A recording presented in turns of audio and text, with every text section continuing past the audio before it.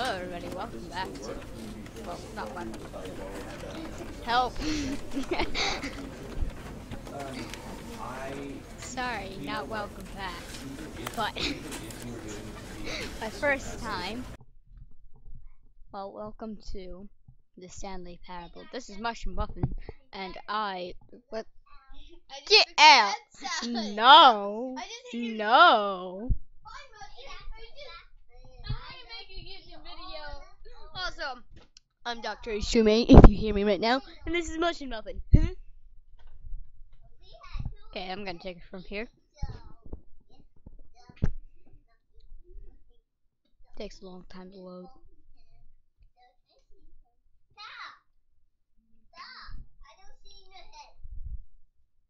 Sorry about the background, brothers.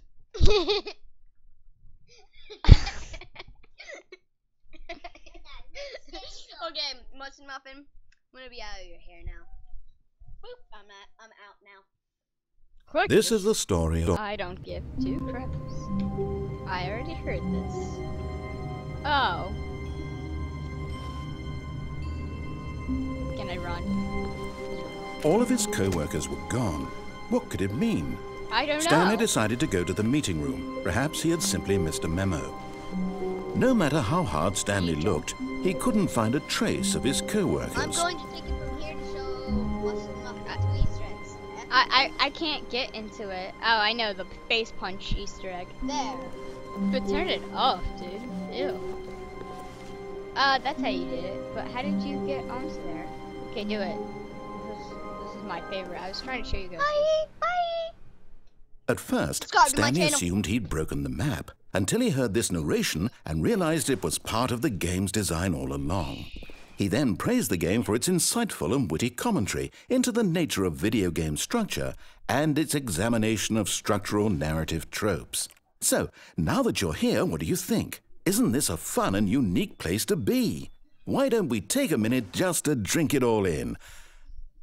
Okay, I'm over it now. What do you think? Are you sick of this gag yet? Ah, then in that case we'll continue. But now, here comes the real question. What do you think would have happened if you had told me that you wanted this to stop? Do you think it would have been particularly different? Would I have taken the same idea but rephrased it superficially to fit that answer? Perhaps you never would even have thought of it if I hadn't brought up the issue in the first place. How about you shut up? Now think about it. Will it be worth it for you to restart and then come back here just to do the other option? Clearly, this whole gag takes some time. What if the other option is even longer? How long will you spend in total just to have heard all the narration? Oh, and this is rich. Perhaps you've just played the other option, and now you've come to see what happens in this one. So, I love what do you this think? room. Which choice was the better one?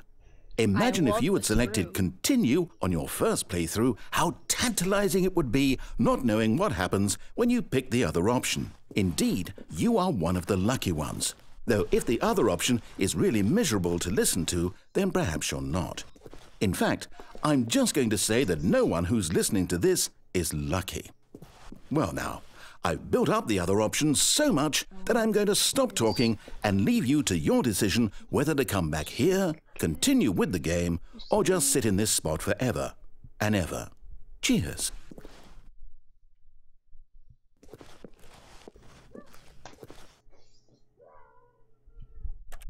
I guess I restart. Take it from here, but All of his co-workers were gone. What could it mean? Stanley decided to go to the meeting room. Perhaps he had simply missed a memo.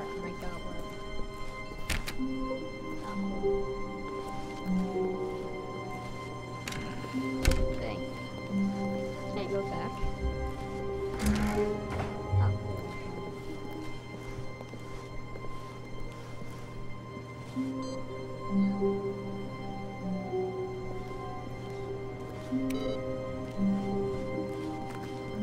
No.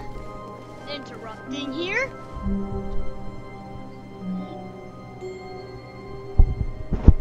We're back now. He put it on wrong. I hate you, computer. Technology stinks. I'm totally not using a computer.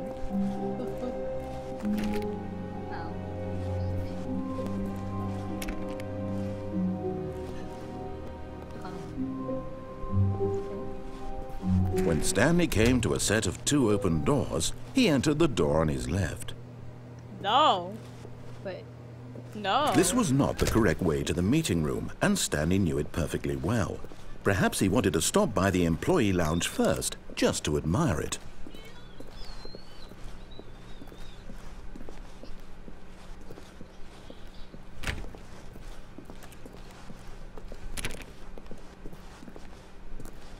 Ah, yes, truly a room worth admiring. But eager to get back to business, Stanley took the first open door on his left. No. Stanley was so bad at following directions, it's incredible he wasn't fired years ago. Exactly, Stanley, how dare you? But in his eagerness to prove that he is in control of the story and no one gets to tell him what to do, Stanley leapt from the platform and plunged to his death. Good job, Stanley. Everyone thinks you are very powerful. Better get back in there, Dan. Well, I just died. I just fell. Could die in a hole. Who are you talking to? I want to say that to you. Can I walk? Thank you. All of his co-workers were gone. What could it mean? Stanley decided to go to the meeting room. Perhaps he had simply missed a memo. No matter how hard Stanley looked, he couldn't find a trace of his co-workers.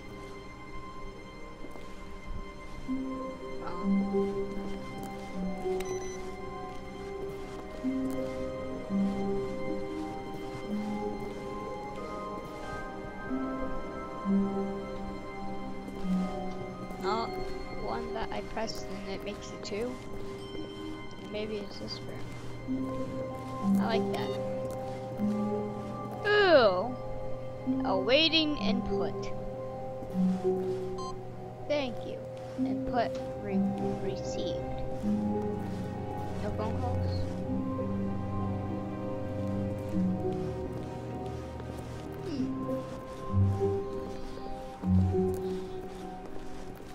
When Stanley came to a set of 2 open doors, he entered the door on his left. Okay.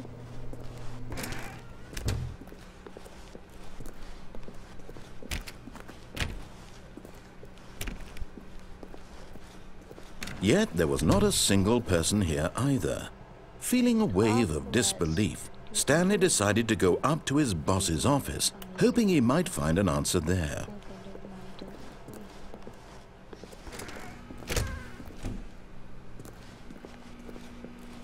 Stanley stepped into the broom closet, but there was nothing here, so he turned around and got back on track.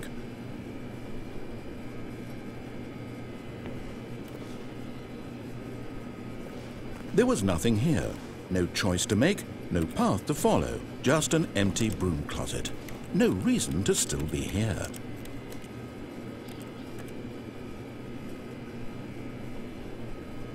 It was baffling that Stanley was still just sitting in the broom closet. He wasn't even doing anything. At least if there was something to interact with, he'd be justified in some way. As it is, he's literally just standing there doing sweet FA.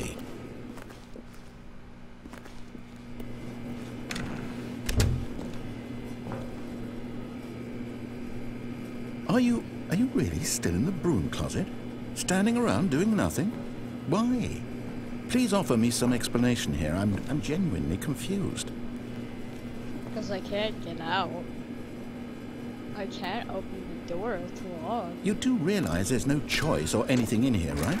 If I'd said Stanley walked past the broom closet, at least you would have had a reason for exploring it to find out. But it didn't even occur to me because literally this closet is of absolutely no significance to the story whatsoever. I never would have thought to mention it. It's a broom closet, but there's a wrench. I can come up there and beat you with it if you want. Maybe to you this is somehow its own branching path. Maybe when you go talk about this with your friends, you'll say, "Oh, Did you get the broom closet ending? The broom closet ending was my favourite. I hope your friends find this concerning.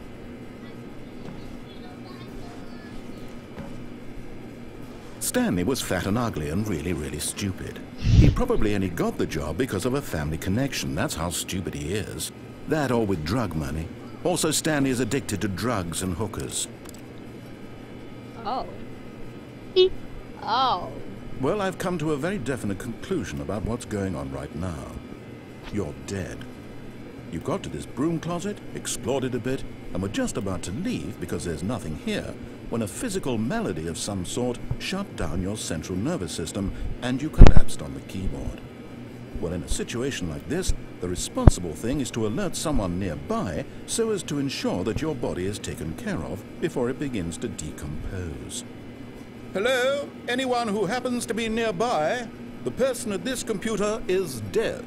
He or she has fallen prey to any number of your countless human physiological vulnerabilities. It's indicative of the long-term sustainability of your species. Please remove their corpse from the area and instruct another human to take their place at the computer, making sure they understand basic first-person video game mechanics and filling them in on the history of narrative tropes in video gaming, so that the irony and insightful commentary of this game is not lost on them. All right, when you've done that, just step out into the hallway.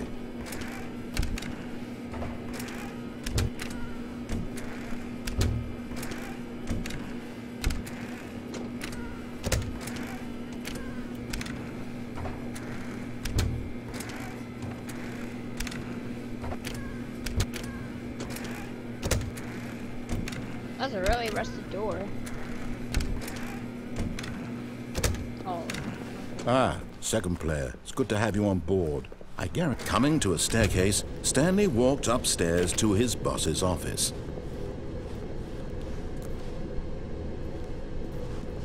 They say downstairs. But Stanley just couldn't do it. He considered the possibility of facing his boss. Admitting he had left his post during work hours, he might be fired for that. And in such a competitive economy, why had he taken that risk? All because he believed everyone had vanished? His boss would think he was crazy. And then something occurred to Stanley. Maybe, he thought to himself, maybe I am crazy.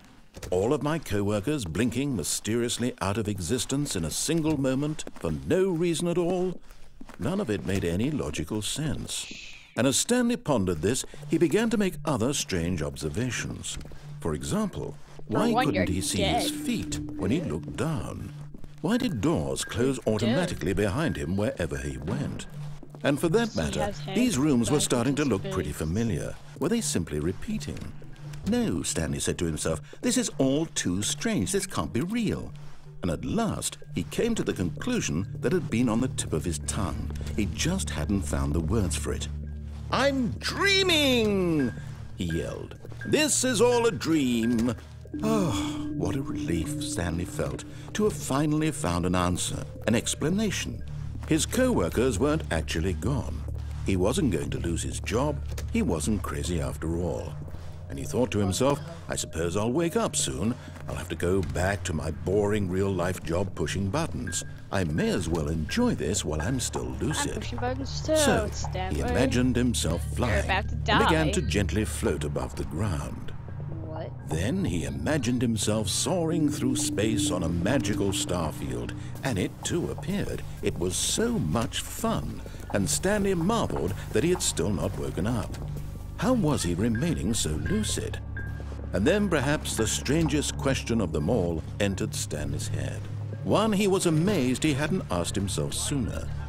Why is there a voice in my head dictating everything that I'm doing and thinking? Now the voice was describing itself being considered by Stanley, who found it particularly strange. I'm dreaming about a voice describing me, thinking about how it's describing my thoughts, he thought.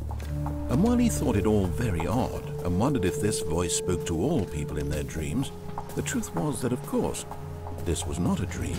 How could it be? Was Stanley simply deceiving himself, believing that if he's asleep, he doesn't have to take responsibility for himself? Stanley is as awake right now as he's ever been in his life.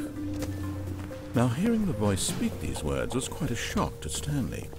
After all, he knew for certain, beyond a doubt, that this was in fact a dream. Did the voice not see him float amid the magical stars just a moment ago? How else would the voice explain all that? This voice was a part of himself too. Surely, if he could just...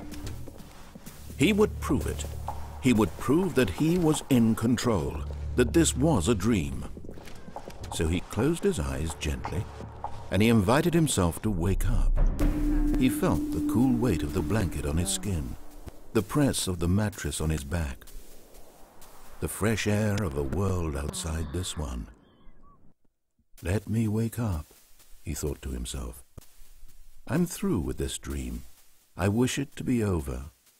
Let me go back to my job. Let me continue pushing the buttons. Please, it's all I want. I want my apartment, and my wife, and my job. All I want is my life exactly the way it's always been. My life is normal.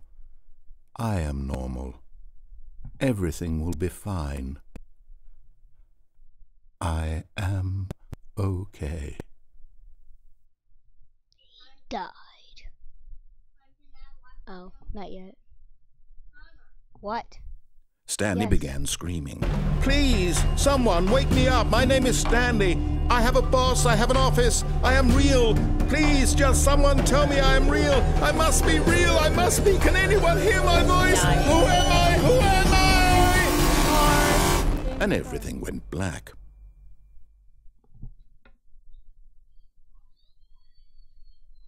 This is the story of a woman named Mariella. Mariella woke up on a day like any other. She arose, got dressed, gathered her belongings, and walked to her place of work. But on this particular day, her walk was interrupted by the body of a man who had stumbled through town talking and screaming to himself, and then collapsed dead on the sidewalk. And although she would soon turn to go call for an ambulance, for just a few brief moments she considered the strange man. He was obviously crazy, this much she knew. Everyone knows what crazy people look like. And in that moment, she thought to herself how lucky she was to be normal. I am sane. I am in control of my mind. I know what is real and what isn't. It was comforting to think this, and in a certain way, seeing this man made her feel better. But then she remembered the meeting she had scheduled for that day. The very important people whose impressions of her would affect her career, and by extension, the rest of her life. She had no time for this, so it was only a moment that she stood there, staring down at the body. And then she turned and ran.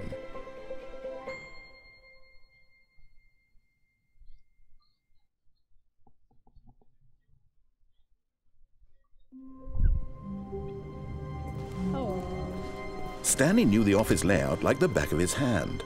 It was only a matter of time before he found the others, wherever they were. Just a matter of time.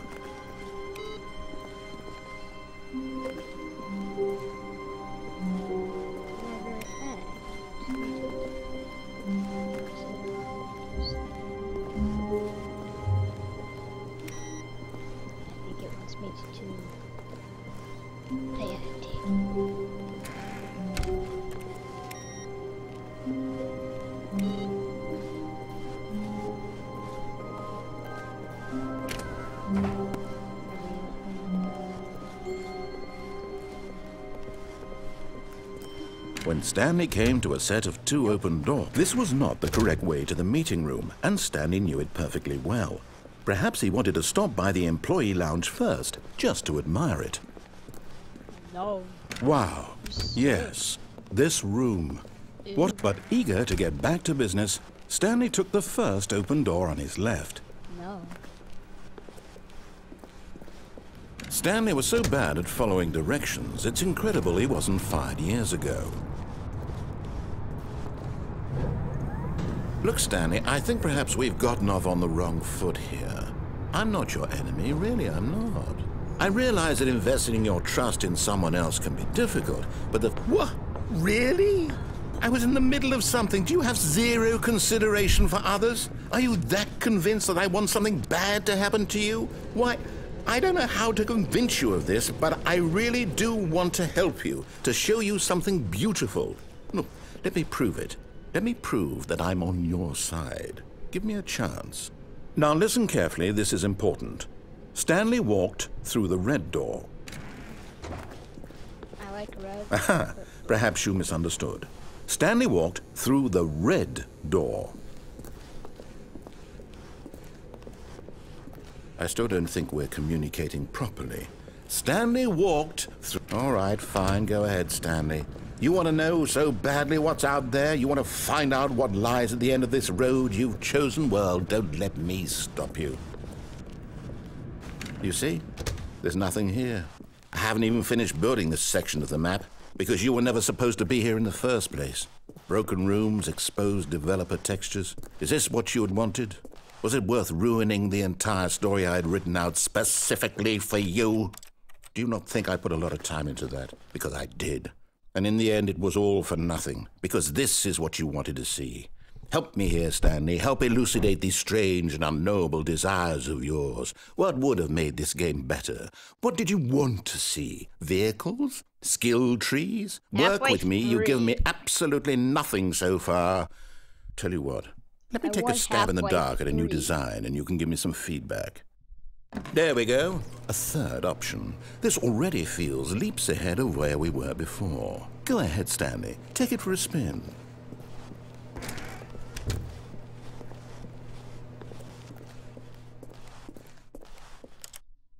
You suck. Okay, I'm going to stop you there. Now, tell me about your experience with this new version. Would you say that the game benefited from allowing you more choices? Feel free to be honest. I'm looking for some real critical feedback here. Press the E. A 1? I mean, I can understand if you had reservations, you saw ways the game could be improved to more fully express itself mechanically and artistically, but a 1? That's not even helpful. What am I supposed to do with that? But I guess it isn't my place to judge. Perfectly symmetrical. Here, based on the data from your previous playthrough, I've compiled a new version. And to be perfectly candid, I think I've knocked it out of the park with this one. Let's take a look.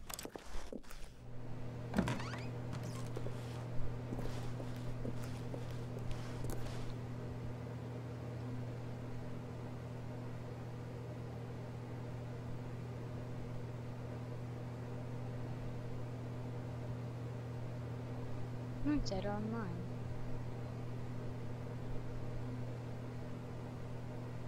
This is you, Sam. It's online.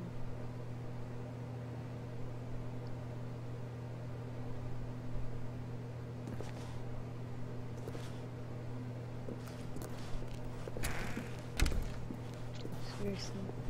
Now, would you say that competitive leaderboard helped you feel motivated to keep walking through doors? Again, honest answers, please. About 1. Hey, I nearly forgot. I've got a prototype of a new game I've been working on, and now would be a lovely opportunity to give it some playtesting. You wouldn't mind taking a look at it, would you? Perfect. Let me boot it up. In this game, the baby crawls left towards danger. You click the button to move him back to the right, and if he reaches the fire, you fail.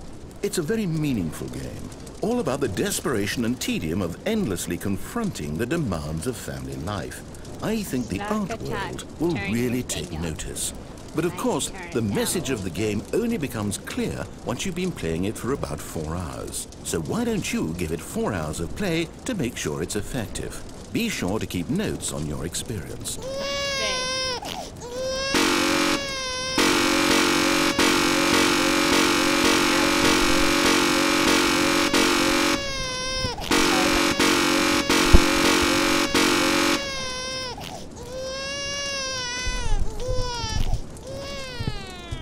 You heartless bastard. Did you do it because you hate babies or purely to spite me? Because if it's the latter, well, I don't know what to do. I'm completely out of ideas. I can't think of a single thing that might improve the experience for me. I'm not even going to try. I'm out, I'm done. It's over. Thank you for playing. Your input was extremely valuable. Oh, hey, since my game was so awful, why don't we play someone else's game, just to ease the pain? How about Minecraft? What do we have here? Let's play Minecraft. Yes. Let's play Minecraft. This seems like it'll work. Let's give it a shot. Let's play Minecraft. Let's play Minecraft. Minecraft. What? Well, Stanley, is this any better? At last, the one thing you've always desired. A game I had absolutely nothing to do with. But is it enough? Tell me that, Stanley. Will it ever be enough? Well, I'll say this. I'm done making things for you. From now on, I will only create to fulfill a greater artistic purpose. Watch this, Stanley. I'm going to build a house. You don't deserve This to. will go here. No, here. And then...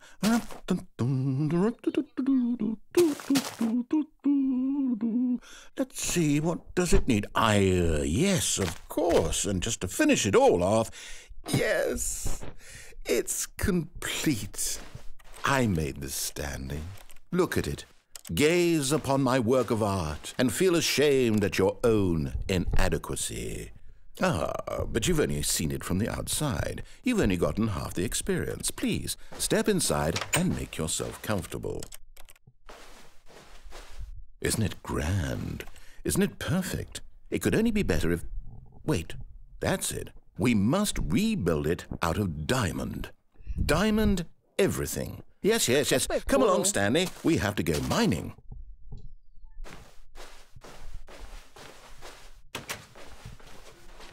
I'll play Portal. I don't like this. Can I make that? Should not have done that. Oh my, it looks like it's going to get a bit dark. Have you brought a light?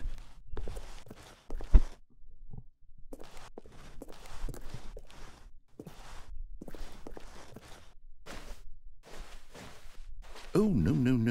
This is far more open-ended than I had in mind. I'm looking for something more narrow and linear. Something that makes you feel utterly irrelevant. This won't do at all. 1 out of 5. Even the diamonds couldn't save this one.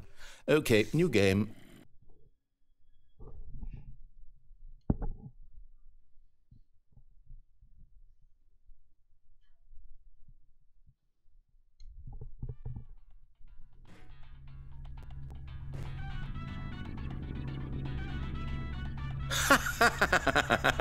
Yes! I don't even know what this game is, but I love it. You, trapped in a glass box with no way out, listening to me talk. Oh, it's inspired. I couldn't have done it any better myself. What is this game even supposed to be? I can't figure it out. Okay, now I'm curious. Let's go find out what the hell this is.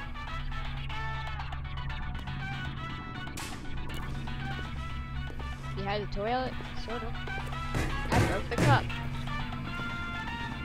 In the toilet.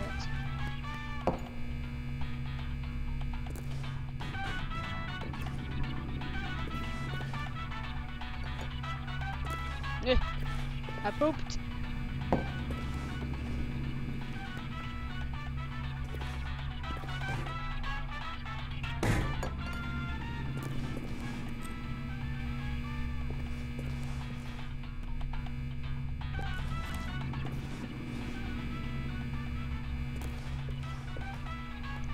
What did I do?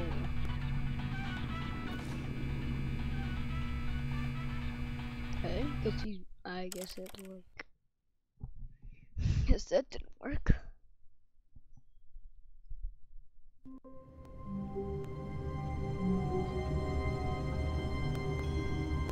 Guess he didn't want to play. When Stanley came to a set of 2 open doors, this was not the correct way to the meeting room, and Stanley knew it perfectly well. Perhaps he wanted to stop by the employee lounge first, just to admire it. The lounge was sublime, a work of art. But eager to get back to business, Stanley took the first open door on his left.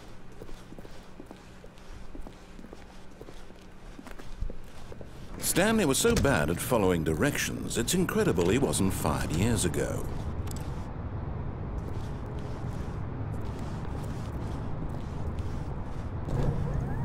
Look, Stanley, I think perhaps we've gotten off on the wrong foot here.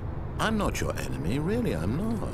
I realize that investing your trust in someone else can be difficult, but the fact is that the story has been about nothing but you all this time. There's someone you've been neglecting, Stanley. Someone you've forgotten about. Please, stop trying to make every decision by yourself. Now, I'm not asking for me, I'm asking for her. Yeah, This is it, Stanley. Your chance to redeem yourself, to put your work aside, to let her back into your life. She's been waiting. That's her, Stanley. You need to be the one to do this, to reach out to her. If you can truly place your faith in another, then pick up the phone. But yes. Oh, no, you can't. Did you just unplug the phone? Now, that wasn't supposed to be a choice. How did you do that? You actually chose incorrectly? I didn't even know that was possible. Let me double check.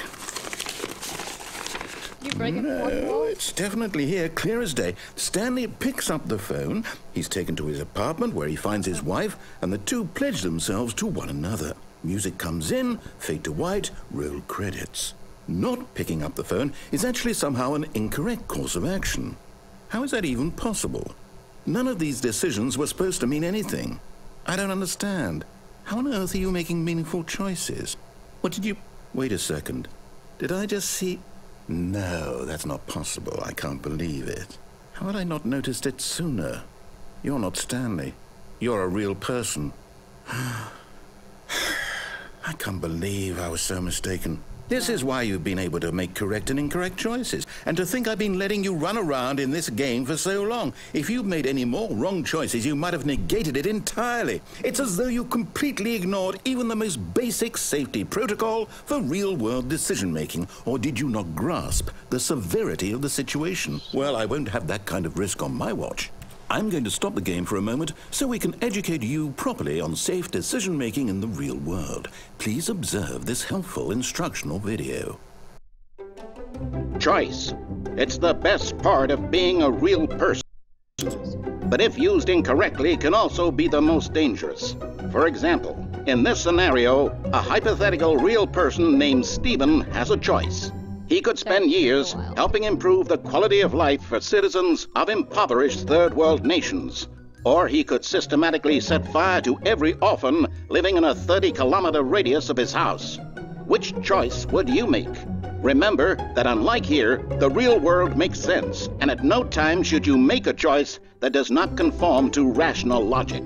If you find yourself speaking with a person who does not make sense, in all likelihood, that person is not real. Allow the person to finish their thought, then provide an excuse why you cannot continue talking. Turn to a partner and practice saying, "My goodness, is it 4:30? I'm supposed to be having a back sack and crack." Is it 4:30? I'm supposed to be having a back sack.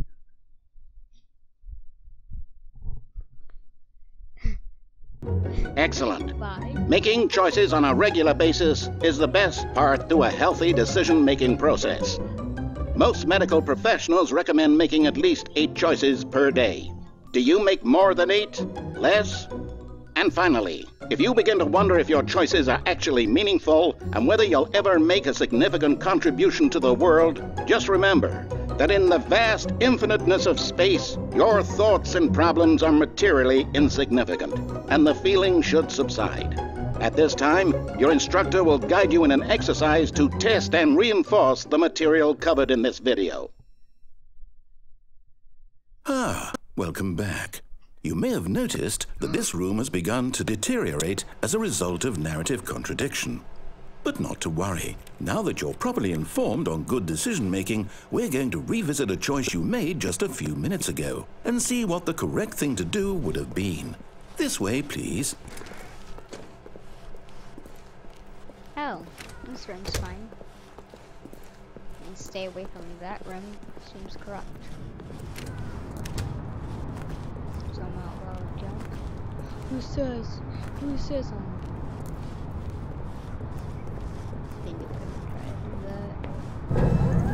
we know your choices are meaningful, we can't have you jumping off the platform and dying. Imagine the main character dying senselessly halfway through the story. That story would make no sense at all. We just need to get you home as soon as possible before the narrative contradiction gets any worse. Unfortunately, it seems this place is not well equipped to deal with reality.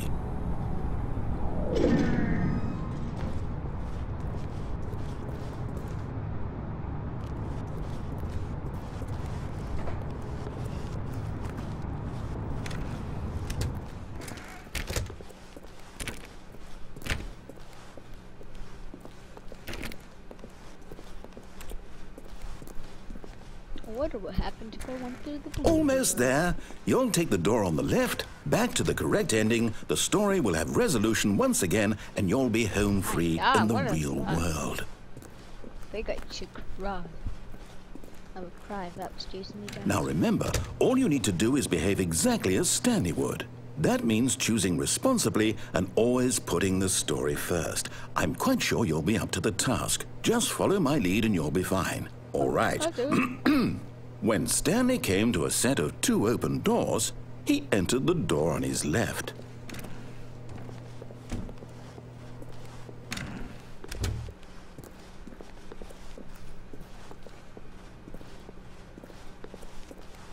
Yet there was not a single person here either. Feeling a wave of disbelief, Stanley decided to go up to his boss's office, hoping he might find an answer there. Coming to a staircase, Stanley walked upstairs to his boss's office. So I don't have a chance to go down. It's just like the demo, which I could show you guys, but I'm sure you don't want to see the demo.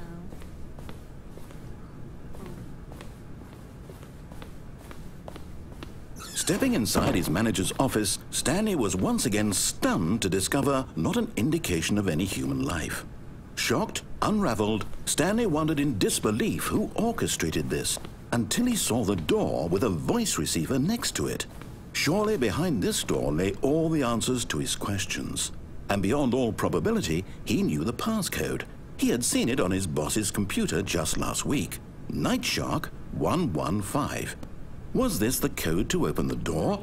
Would it still work? There was only one way to find out.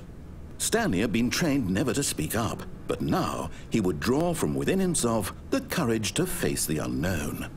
He drew a sharp breath and then spoke the code.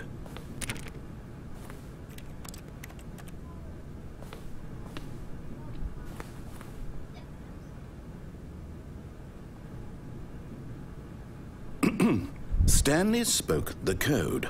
Night Shark 115. He spoke it into the receiver, right there on the wall. I'm sure. Face punch. I'm sorry, is there a problem? You didn't mishear me, did you? Please speak the code into the receiver. Otherwise, we can't get on with the story. This is a crucial step. I think I said the wrong code, maybe. Okay, fine. You're not going to do it. But you know what? It's pretty humiliating to bring you this far, only for you to suddenly decide you have better things to do. I asked you for this one single thing, for your respect. The kind of respect Stanley shows for his choices. He knows what it means to take a story seriously.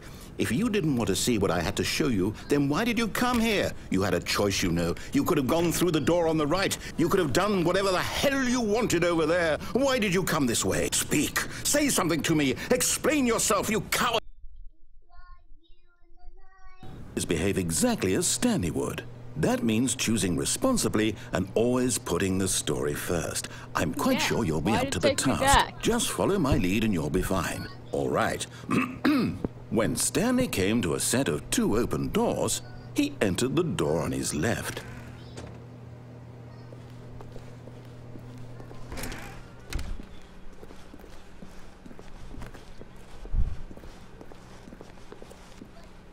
Yet there was not a single person here either. Feeling a wave of disbelief, behave exactly as Stanley would. That means choosing responsibly and always putting the story first. I'm quite sure you'll be up to the task. Just follow my lead and you'll be fine. All right. When Stanley came to a set of 2 open doors, he entered the door on his left.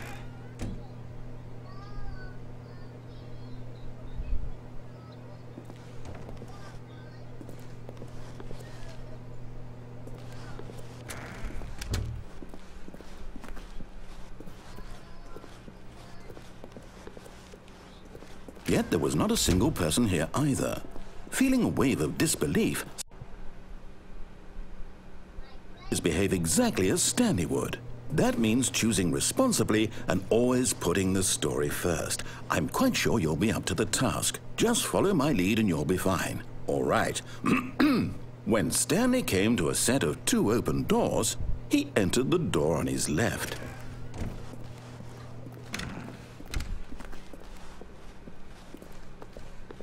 Okay. Yet there was not a single person here either. Feeling a wave of disbelief, behave exactly as Stanley would. That means choosing responsibly and always putting the story first. I'm quite sure you'll be up to the task. Just follow my lead and you'll be fine. All right.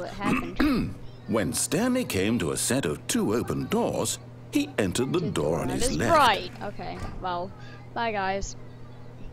Be excused to join the next video. Bye-bye.